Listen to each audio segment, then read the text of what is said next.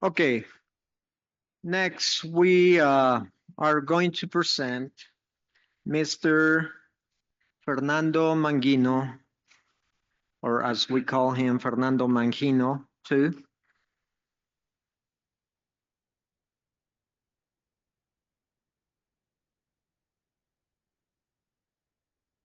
Mr. Fernando Mangino, or Fernando Mangino, is currently president of the Club Mercedes-Benz Mexico, enthusiast and collector of various European and American automobile brands, active member of several classic car clubs in Mexico, participant of regularity rallies, and regular participant in the Autos al Cien, meaning automobiles going 100,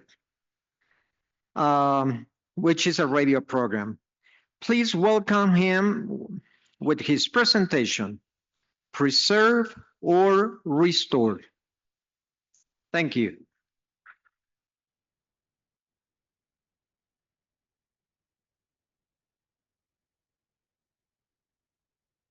Hello, thank you for being here. I'm so glad I have this opportunity to talk about this topic that in the previous presentation at the end, there's this dilemma, of course, about either to preserve or to restore. But first, I would like to thank the Garcia family, Gerardo and Roxana and Diego, of course, for making this symposium possible. It's really something to have in our country, such a nice venue and all these collectors from our country, like Mr. Fernando Garcia Limon and Mr. Carlos Dorantes. They're top collectors in our country, and we're so honored to have you here as well in the symposium. Having said that, beginning with my presentation, like we just heard, there's a lot of lately in the classic car circles, there's a lot of cars that are being preserved rather than restored, and they've been winning major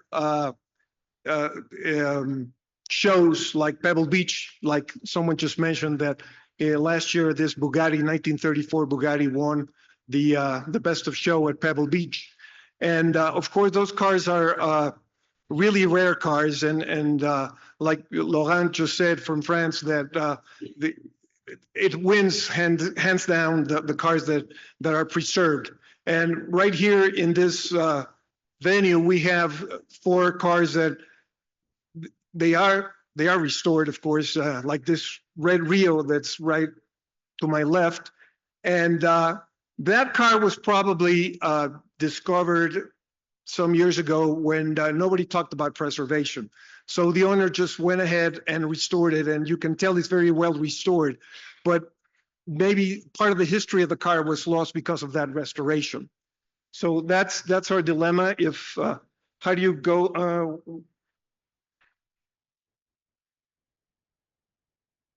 Okay, so like I was saying, the preserving with patina. What is patina? What that car went through? If it has been in the same family for years, if it has been in the hands of collectors and it has never been restored, and somehow it got to our days without being restored, and it has that charm, that spirituality, if I may call it that, in the car. And because of the historical value that the car has, it's just better not to mess with it, because the less intervention, the more the car, it's the less risk of damage and of altering the integrity, the car's integrity. So, but I think as collectors, we one day are going to encounter that dilemma, because maybe it's not a fancy car, maybe it's not a very valuable car, but it's a car that for whatever reason you like it, and you say, okay, it has a few scratches, it has, it's been worn, but at the same time, the car with a few retouches can really perform and do well at shows. and you like it that way. And if it has not a very big historical value, then you might say, oh, it's getting to a point in which I want to restore it. And if you restore it, then how do you go about restoring? Because restoring is also preserving a car. Restoring a classic car can be a way to preserve it for future generations. And maybe if you don't restore it, the car just languishes there, and nobody pays attention to the car. So it depends on the owner, of course, the enthusiast, and the person that really has the car, and to see what he wants to do with it. Of course, the aesthetic value is very important as well, because as you know, especially in the Mercedes brand of the 50s, 60s, and even the 80s and 90s, all these famous designers like Bruno Sacco and company, they've done beautiful designs even in those young classic Mercedes. And to preserve them in the original way for future generations, I think it's very important. And the aesthetic value of keeping them that way is also very important. And those cars you can also use. Those cars can be enjoyed, and since they're not terribly valuable, but they still give pleasure to the owner and to the person that uses the car, and can probably have, I don't know, many thousands of miles or kilometers on those cars because they're so well made, and they will last for future generations in a preserved basis. Feel free to ask any questions that you may want, because go ahead and ask them in Spanish if you want, and then I'll answer them in both English and Spanish. Okay, so the criteria for deciding, what is the condition of the car? If the car is so beat up that you really have to do something about it, or you found it in a barn, and although there are a lot of barn stories that are really not true, but anyway, if you found a car from your neighbor's garage or whatever, and you think that the condition of the car, and because of the importance, the significance, the historical significance of the car, deserves to be restored, then I think you want to go ahead.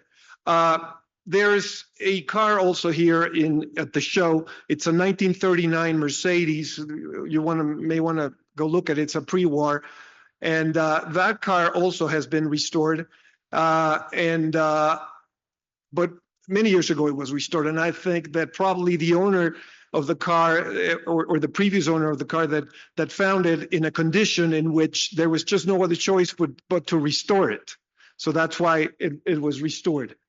Although, who knows, maybe if the car was not really that far gone, then you could have, instead of restoring it, just preserve it and keep it on the road. We were just discussing that with another judge here a few hours ago, or a few minutes ago, in which if we had discovered that car, depending on the condition, what could we really do to that car? Should we restore it? Should we keep it? No, it's a tough decision. It's a big dilemma. The historical significance plays a role here, because being a pre-war car, and if you could probably start it and get it safely on the road, which is one of the goals of FIVA, I would probably leave the patina alone on a car like that. But again, what is the purpose of the car? If you want to show it, if you want to just get it on the road to visit shows all over the world with a car, or in your country, then you should decide on if you want to restore it or keep it. If you want to keep it on the road, if you want to use it, like I said, on one of the newer cars, or the 60s and 70s cars. Those are good examples. The 450s SLs that the Mercedes-Benz Club has brought here today. Those. What is the purpose of that car? That car can almost be used daily if you wanted to, and of course you'll go around in style, and you'll go looking like a movie star from the 70s, and the car, it's perfect. So. Why restore it all the way? Maybe just keep it, maybe just preserve it, unless it's too far gone. Maybe it's one of the is the one of the first pagodas maybe that was too far gone, and you wanted to keep it on the road and be a proud owner with the car driving down the street, so you might want to restore it. And of course, the big part is the budget. How much money you have as allotted to that project, if you want to really go the full way to restore it, or just to keep it as is and enjoy it as it is, because preserved cars can also be enjoyed very much more than maybe the show car that's been restored, because then it's too valuable to have to use it on the road. Here are some examples of the cars that are also here on the field. This is a 1962 car that it's a 220 thin tail, or colas as we call it in Spanish, and that car is preserved. That car is a second owner car that its present owner is very proud to have, and the car is just beautiful. It maybe has a coat of paint on it, but the rest is all original. The upholstery is original. Of course, the tires were changed, and you see there that the rims are the later style, the aluminum wheels, but the owner also has the steel wheels with the hubcaps to use it both ways, so he can enjoy it on the road with the tires that are safe, and also with the hubcaps. And on the other hand, you have a K car. It's a Mustang K car it was just too far gone. It was found on a junkyard, and its owner saved it because it was a K car, and so you have no other choice but to restore it. Also, there's this pagoda that's there, that it's my personal car, that I must tell you that it was. First I decided to preserve it as it was. And there's a saying in Mexico that says, rascar es empezar, or scratch to start. If you're itching, you start scratching. So that's what I did with the car. And I started playing with some of it, and until it got to a point in which I said, I better restore the car, because I'll feel better if the car is restored. And I went all the way and did with the suitcases and everything.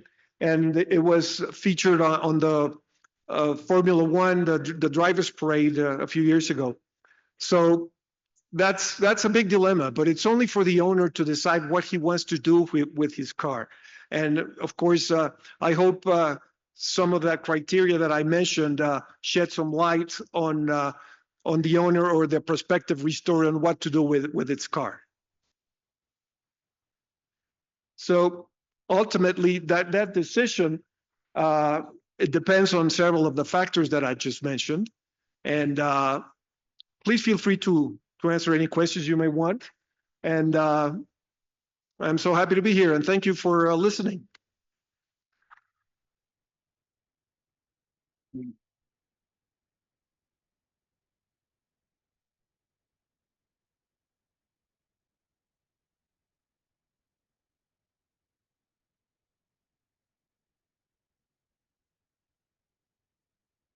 Well, after this very interesting presentation, we go to questions. Do we have any questions online?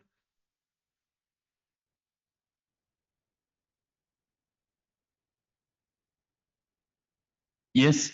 We have a question from Belgium, from Mr. Philippe de Henin, who's asking to Laurent, would you define a car as original when the shell is new? However, all internals and other components are authentic. Laurent can answer online, maybe. Yes, can you hear me? Can you hear me? Yeah, sound. Laurent, please. Yes, do you hear me? Yes. Okay, so I was just writing to Philippe. So hello, Philippe.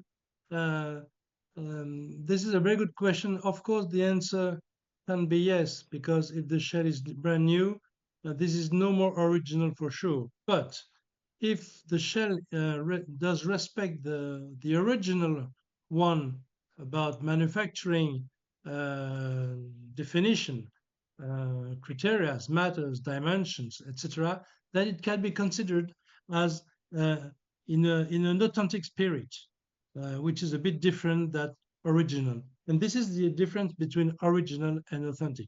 Original, for instance, is the air in the ties at day one. So we are going very further in the subject. But that's my answer to Philip. I can send it to him later. Okay. Thank you. Okay, we have a question here in the audience.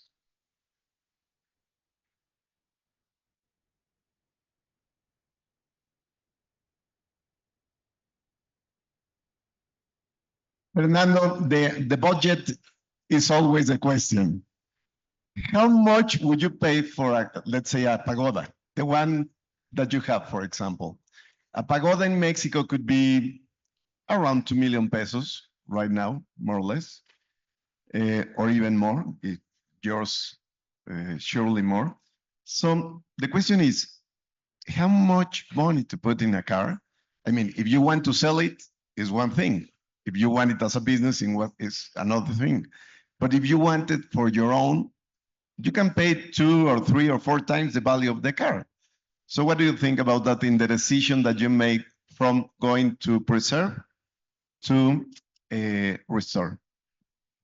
Okay, here we have to say that 2 million pesos equals about $100,000.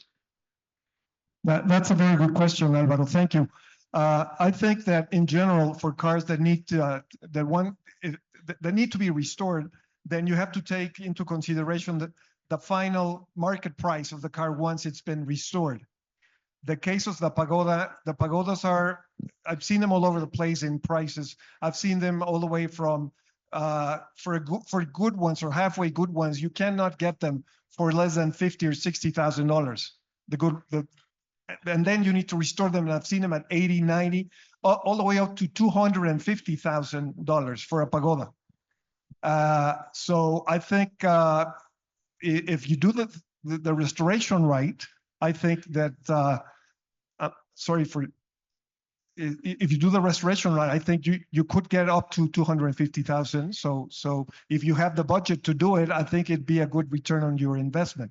But of course, not too many collectors do it because they want to do business with the car. They want to do it because they love the car, because they want to have something that nobody else has. Because a car like that, driving a car like that, because anyone can go to a dealership and just buy a new car.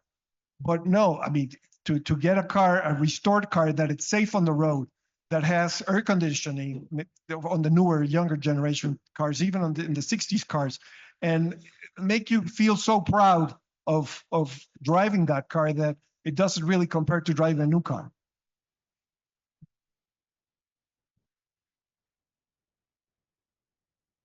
Pedro, may I just interject on this? It's a very interesting point you brought up, and it's come out talking about values. I'd like to add a little story about my participation in an event in a rally, which takes place in Germany called the Creme 21. It's a rally for young timers, as the Germans call it, young timers, which are cars which are more than 20 years old and not up to 30, but they have cars up to 40, 45 years old. And this Young Timers Rally Creme 21, which is a hugely popular rally, they allow up to maximum 200 cars, 400 people for this particular rally that takes place every year in Germany. But there is huge amount of applications. And I was there not participating with my car, but a car that was lent to me by Volkswagen as in the form of a journalist. I was there more as to report on the thing. And Volkswagen had lent me a Volkswagen Polo, the second generation Polo, 1982 G-Ladder. So what happened is that in that group, we found ourselves that all the Polo owners, first generation and second generation Volkswagen Polos from the 70s and early 80s, we kind of, there were 8 of us were in the same group, plus a 9th Audi 50 was in that same Audi 50, which is like the Polo. was in the same group, and we were kind of hanging around together and chatting. And there were these two guys, very young people in their 30s, who were driving one of the Polos. And one of them had to say something which I thought was something that struck me, and it's remains in my head since then, is that he said that, look, you know about all these people who are, let's say, wealthy collectors who buy a Ferrari for $100,000, then they spend another 50,000 or 70,000 or 80,000 euros in that case, or whatever, and eventually sell it for 200,000. Not only they have not lost money, but they probably made a bit of money while they do that. And look at us, between the two of them, they had 15 Polos, first and second generation, different variations and versions. And said each time we buy this car, we buy it for 3,000, 4,000, 5,000 euros. We spend at least 8, 10,000, 12,000 euros. Eventually, the cost of the car maybe is about 15,000 euro on the overall layout. And we try to sell it, we can't even sell it for 5,000 euro. So each and every 15 of those cars, we have lost money, or we have spent more money than what it deserves. Now, is that passion, or is the guy who buys a Ferrari and resells it for a higher price? What is passion? And I thought that was a striking example for me, and I just wanted to share that when you talk about values. Thank you. No, thank you. I agree with you 100%. I think I've restored many cars, and I've put much more money into them than what I got when I eventually sold them. That's why I don't want to sell them.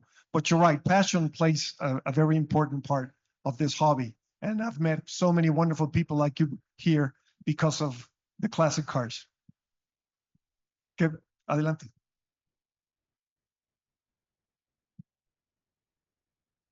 Thank you once again. Thank you, Fer, for a brilliant presentation. I think you addressed very well the question of preserving a car rather than taking the decision to restore it. You said the phrase "too far gone," and then when you said restoring a car is also preserving it, I think that was a brilliant point. Because as Tito mentioned in his, let me finish one thing and then go to the other. But I think it's a judgment call, and it's a judgment call on the part of each owner, but it's great to belong to a club like the Mercedes-Benz Club, which you now preside and you are starting your tenure. Each owner can make a judgment call and decide on his car. But then if you are in a club, you can make a little bit more of a collegiated decision with the help of your experience and your sensitivity. And that's why being in a club is a great idea, and it's valuable. When Tito mentioned about his Volkswagen and the sunroof that is period correct, and it's like a little bit of a wider definition or a looser definition of originality, where it's not exactly as a concours and 100 points and exactly as it came out of the factory, and it's nice and refreshing to see that part. But the interesting part for me was this part of the judgment call that each owner can make to buy a car, to decide to restore it, papers, no papers, to have a survivor, or then you decide if it's worn enough, then you decide to restore it because it needs it. So a friend of mine is here, Enrique Villaseñor, and he's part of the community in the middle of the country. The Bajío is how we call the middle of the country here. And they had an incredible event near Guanajuato at the ruins of an ex-hacienda. And there are some incredible survivor cars, Mercedes Fintail 220s in the Bajío area. There are some incredible survivor cars. My car, I don't no longer consider it as a survivor, but rather a candidate for restoration. But it's great to being a community of friends where you can see those incredible cars and also meet new friends and ponder these questions and then make these judgments calls. So thank you, Fer, for a brilliant presentation. You're welcome. I think your car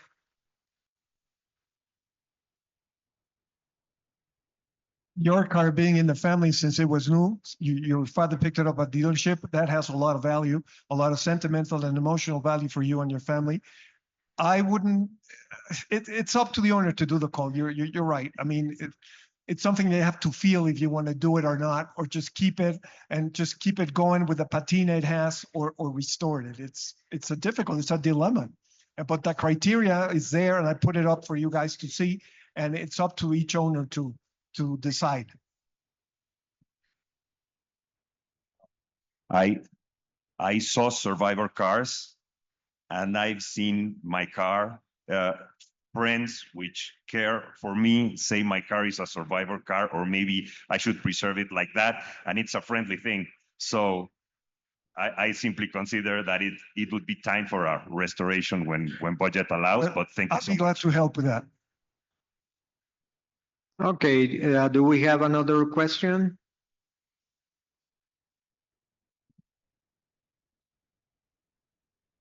Gracias, buenos días. Mi inglés no es muy bueno, hablaré en español. Voy a hablar un poquito despacio para que puedan alcanzar a traducir y me puedan entender la pregunta que nosotros tenemos. Mi nombre es Luis Gerardo González, venimos de Saltillo, Coahuila. Nosotros pertenecemos al Club Autos Clásicos de Coahuila y estamos certificados para poder expedir un certificado para que el dueño del vehículo pueda tramitar sus placas de auto antiguo. Toda esta experiencia me ha parecido excelente, digo, me queda claro y estoy entendiendo muy bien lo que significa una restauración, lo que significa mantener el carro original, pero estamos hablando de joyas de ese tipo o de este tipo o de cualquiera de las que están aquí afuera. Yo me quiero ir un poco más a lo moderno, porque realmente la norma que nos marca la FIVA es que después de 30 años, el dueño del vehículo puede tramitar un certificado para tener placas de auto antiguo, que son las placas de la carcachita. Estamos hablando que son carros 1995 ya.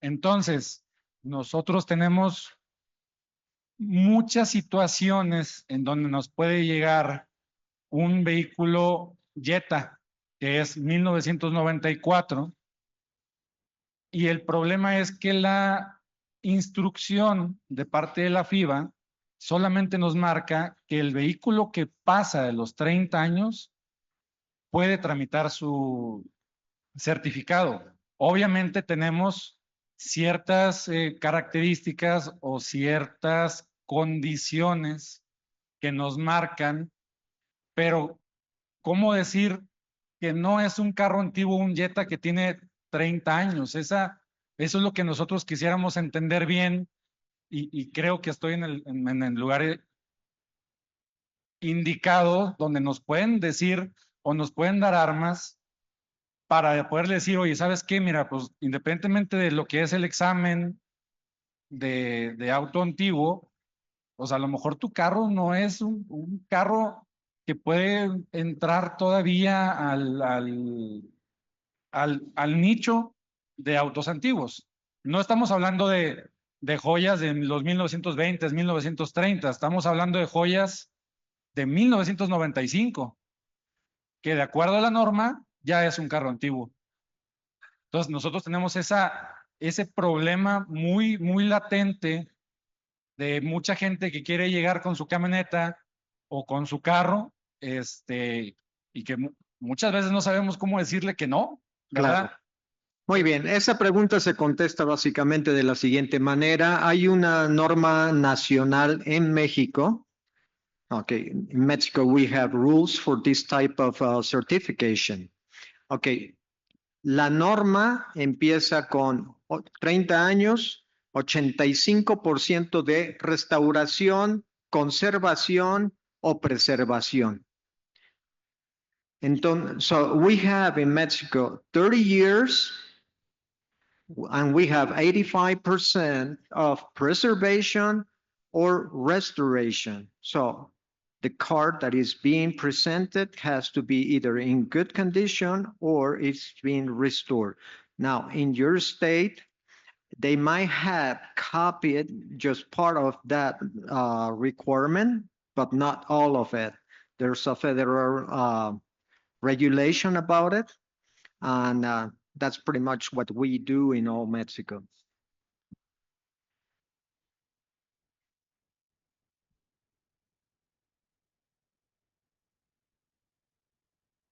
See, he's referring to in general that a Volkswagen from 1995, it may not be considered worthy of certifying as a classic car to get the classic plates, or for that matter, just any car that it's not a high-end car has troubles in Mexico for aspiring to have a classic car plate.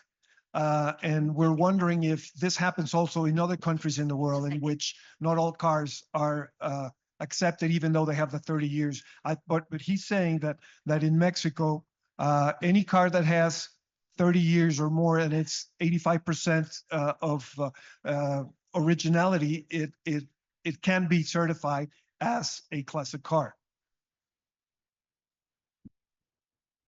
No? Okay, do we have another question? Well, this is indeed a very important issue. I wasn't aware that you have this kind of system as a percentage. I think it's always very subjective to decide in which case a car is, let's say, worthwhile to preserve. Personally, and also as FIVA, we don't make any distinction between so-called exclusive cars or mass-produced cars. Every mass-produced car also has a meaning for society, and frankly, many mass-produced cars are in a way also more popular with the public because they have a relation with that car. So cars which have a relation between society with society, I think also are worthwhile to preserve. But which is the case for Volkswagens here in our country. So it is important, of course, to know about the intention of the owner. I think that's something that you have to try to find about. I mean, we are indeed making this point of that the car should not be used for in daily traffic. So how to enforce that, that's a different thing. But in general, of course, people that have a car which is in a good condition, which is indeed seen as something that, is very much like the original.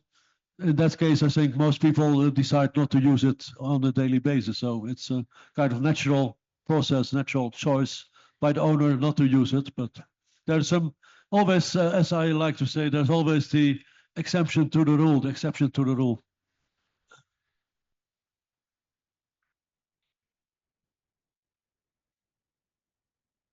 Okay, well, we're finished with questions and answers.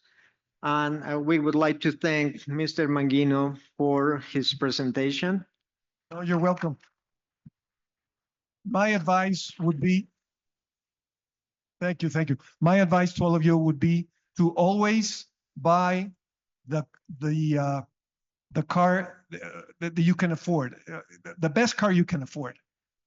In other words, if you buy something that might sound really a good buy, and it might be, the price might be or sounds reasonable, be wary, because always try to buy the best car you can afford, either to preserve or to restore. Just go out there and don't buy whatever you see at first glance.